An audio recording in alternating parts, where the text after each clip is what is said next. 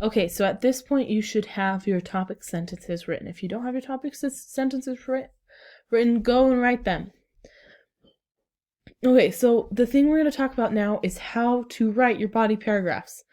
So, the big principle that I want you to think about and remember is that while you're writing, 20 to 50% of your paragraph should be quotes and facts, and 50 to 70% should be your own interpretation. You're not just stating the evidence, but you're interpreting it. So I'm going to show you an example of my body paragraphs. In case you didn't do the cause and effect video, this is my graphic organizer. We're going to focus on this paragraph about how it improves cognitive skills. I have a list of things I'm going to focus on, and now I've got to turn it into a body paragraph. Now, I've already written the body paragraph, but I'm going to kind of show you what I did. So the first thing I'm going to do is I'm going to look at my graphic organizer, and I'm going to come up with my topic sentence, okay? So improves cognitive skills, right? So my first sentence is going to be something like, one of the primary benefits of playing Sudoku is it improves cognitive skills. So remember, so in my topic sentence, I've mentioned my question, right? My question was, how does Sudoku affect your brain? And then I also picked something specific to label my body paragraph with, which is it improves cognitive skills. So every single thing in my body paragraph needs to talk about that. So the next thing I'm going to do is, you don't have to do this, but you might find it important to either to introduce things a little bit more, to talk about things a little, to introduce your topic sentence a little bit more. And so for me, I want to talk about why it would be important to improve your cognitive skills. So you may need to explain your topic sentence a little bit more. You may not. So here's how I explained my topic sentence a little bit more. This is important because the brain is responsible for processing a vast amount of information daily, making it essential to exercise it to keep it healthy. So right here, I explained a little bit more about my topic sentence. Now that I've done that, I'm ready to jump into my evidence. Okay, so I've got my topic sentence. I explained my topic sentence if you need to a little bit more, and now I'm ready to jump into my evidence. So I'm going to start with a piece of evidence, and then I'm going to explain my evidence. So here is my evidence right here. Research has shown that Sudoku stimulates neural pathways that improve critical thinking, memory, and problem-solving skills. So, very straightforward.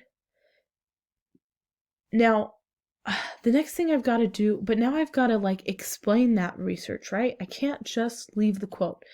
So there's lots of different ways I can explain it. So what I'm going to be thinking about is I'm going to think back to my question, right? So my question was, how does Sudoku benefit your brain? And if that's the question that I'm trying to answer, then I've got to show you how Sudoku does this. I'm going to have to explain it a little bit more.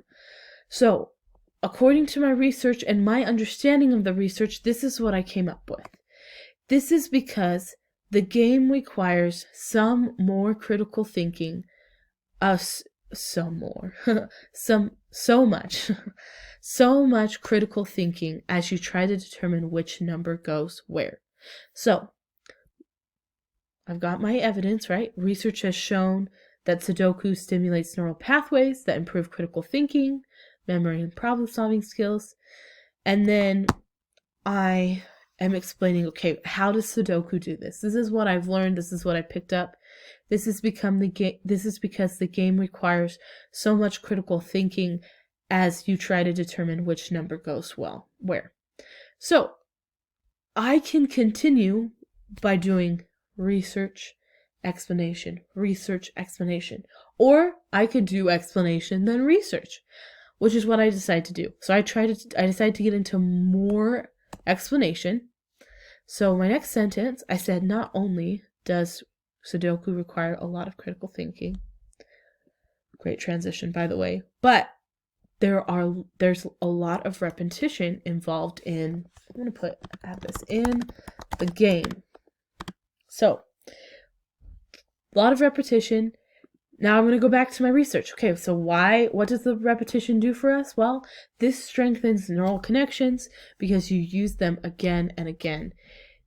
These strengthened connections allow the brain to process information faster and accurately.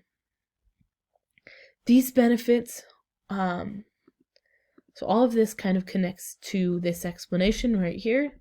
Okay, and then my last thing, this benefit also helps reduce the risk of developing age-related conditions such as Alzheimer's disease and dementia by keeping the brain active and functioning correctly. So, I've got my evidence, I've got some explanation. The last thing I'm going to do is I'm going to tie my body paragraph up a little bit.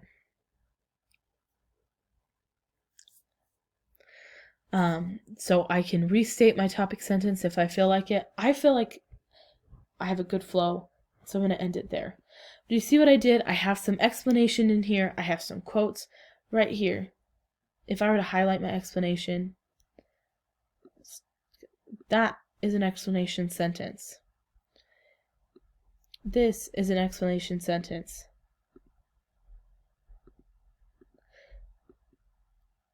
Oh, this is also an explanation sentence.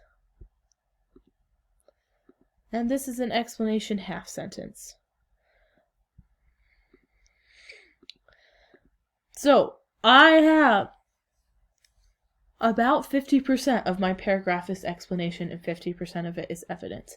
This is what yours should look like. If you are struggling to elaborate on your evidence, talk to me. I will help you with that for your particular thing. Hopefully that this was helpful.